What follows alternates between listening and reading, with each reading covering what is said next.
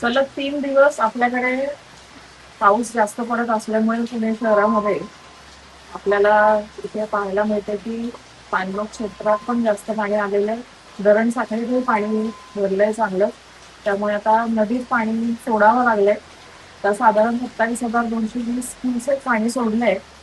नदी पात्रालगत सगळीकडे आपली यंत्रणा सज्ज आहे. रस्ती वस्ती, खिलारी वस्ती. आता आम्ही सिंहगड रोडला पण आले. इथे सगळीकडे आपल्याला महानगरपालिकेचे सगळे कर्मचारी, सगळी यंत्रणा सज्ज आहे. तर कोणतीही अनुचित घटना घडू नये यासाठी आपण सगळेजण इथे आहोत. नागरिकांनी सतर्क राहण्याची आवश्यकता आहे, कारण असंच जर पावसाचं प्रमाण राहिलं तर नदीपात्रामध्ये जास्त पाणी सोडण्याची शक्यता असू शकते. नमस्कार. आपल्याकडे सध्या धरण क्षेत्रामध्ये भरपूर पाऊस चालू आहे. खडकवासला धरण पूर्ण भरलेलं आहे आणि 27,220 क्युसेक्स पाणी सोडलेलं आहे आता नदीपात्रामध्ये. नदीपात्रालगतच्या सगळ्या नागरिकांना मी सतर्क राहण्याची विनंती करते. आपली महानगरपालिकेची यंत्रणा सज्ज आहे.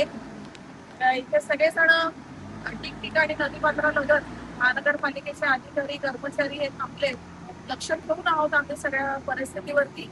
मी नागरिकांना विनंती करते की आपल्याकडे अजूनही अलर्ट आहे. पाऊस जास्त पडण्याची शक्यता आहे. तर कोणत्याही कारण म्हणजे विनाकारण कोणी घराबाहेर पडू नये. आवश्यकता असेल तरच पडावं आणि स्वतःची काळजी घ्यावी. कोणतीही अडचण असेल, कधी काही तक्रार असेल तर आमच्याशी थेट संपर्क साधावा.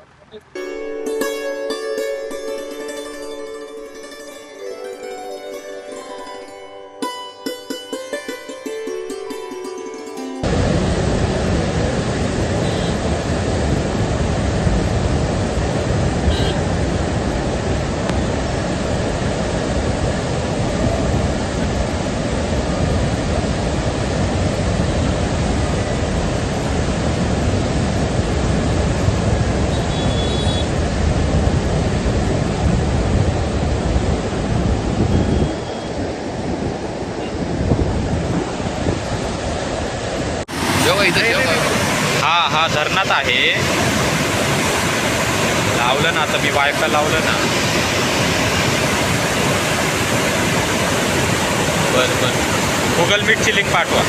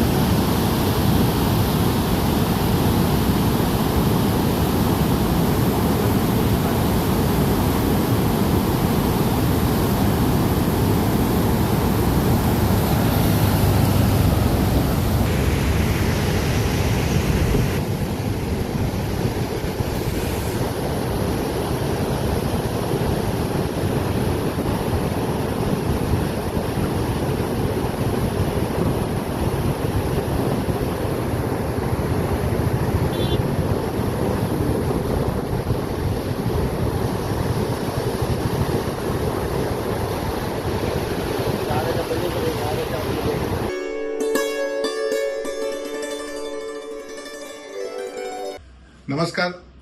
9 जुलै रोजी ज्ञानेश्वर माऊलींच्या पालखीचं, तुकाराम महाराजांच्या पालखीचं पुण्यामध्ये आगमन होत आहे आणि याच्यामुळे वाहतुकीवरती काय परिणाम होणार आहे याची आपण माहिती घेऊया. आम्ही जो पालखीचा रूट आहे त्याला 3 वेगवेगळ्या एरियामध्ये डिवाइड केलेला आहे. आता पहिला जो एरिया आहे जो मोखेल, विश्रांतवाडी, संगमवाडी, वाकडेवाडी, खडकी, पाटील इस्टेट हा एरिया हा साधारण सकाळी 3 वाजल्यापासून संध्याकाळी 5 पर्यंत वाहतुकीसाठी बंद असेल.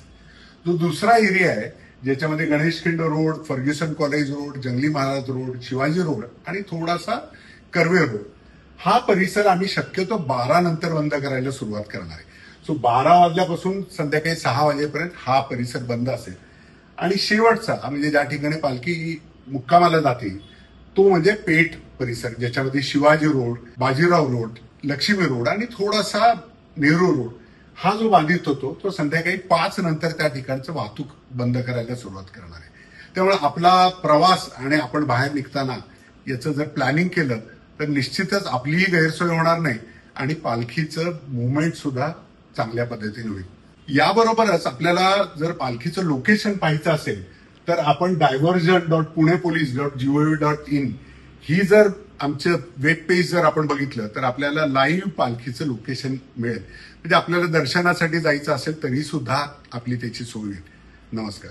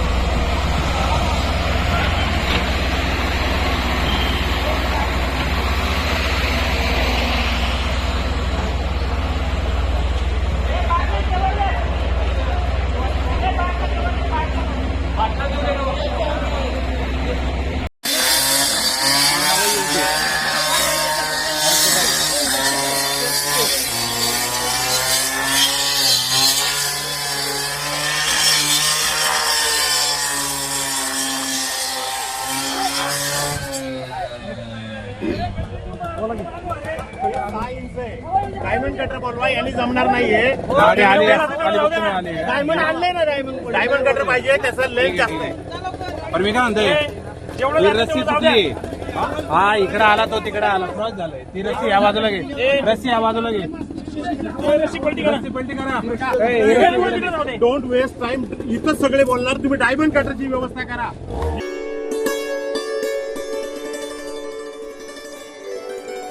अत्यंत एका महत्त्वाचा आणि ज्याच्यामुळे जे कायदे या विधिमंडळाने केले विधानसभा आणि परिषदेमध्ये, ज्या कायद्यांची नोंद देशामध्ये, राज्यामध्ये आणि परदेशात सुद्धा घेतली गेलेली आहे आणि ज्याच्यात अगदी 2 टोकाच्या बाजू या संदर्भामध्ये डान्स बारच्या बद्दल मांडल्या गेल्या.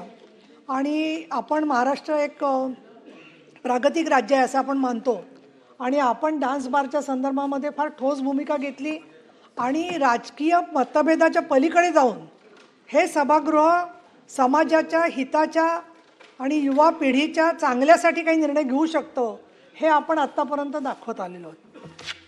आणि तशा दृष्टीने आपलं सातत्याने भूमिका पण राहिलेली आहे. विशेष म्हणजे 2005-06च्या सुमाराला जेव्हा सभागृहात हे मांडलं गेलं त्यावेळेलाही मी सदस्य होते, समर्थन केलं होतं आणि त्याच्यानंतर डान्स बारची संख्या काही प्रमाणात कमी झाली हे नक्कीच आहे. विशेषतः आम्हाला तर आधी चित्र जे दिसत होतं की ग्रामीण भागातून येणाऱ्या मुली या सांगायच्या की आम्हाला सिस्टर म्हणून काम चालेल पण खरं तर डान्स बारमध्ये मी सिलेक्ट झालेली आहे, तिथे मिळाली तर मी तिथे जाणार आहे. इतकं मोठ्या प्रमाणामध्ये ग्रामीण मुलींच्यामध्ये, महिलांच्यामध्ये याचं प्रमाण वाढत चाललेलं होतं. आता आपण हा जो नवीन मुद्दा केलेला आहे की ऑर्केस्ट्राचा सुद्धा त्याच्यात समावेश करायचा, ते मी स्वागत करते. आणि माझी अशी तर काही समजूत नव्हती की 100% डान्स बार कमी झालेले आहेत म्हणून, कारण सातत्याने मध्ये मध्ये कुठले डान्स बार चालू आहे आणि त्याचे छापे टाकले याच्या बातम्यासुद्धा सातत्याने येत होत्या.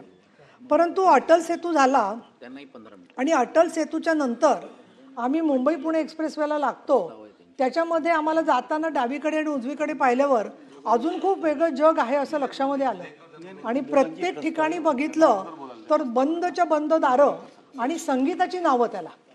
म्हणजे आम्हाला असं वाटलं की आत्तापर्यंत शासनापासून हे जग कुठेतरी एखाद्या पडद्याच्या आड लपलं होतं आणि आता जात असताना आमचा डान्स बार बंदी कायदा कसा त्याला वळण दिलेलं आहे, कलाटणी दिलेली आहे.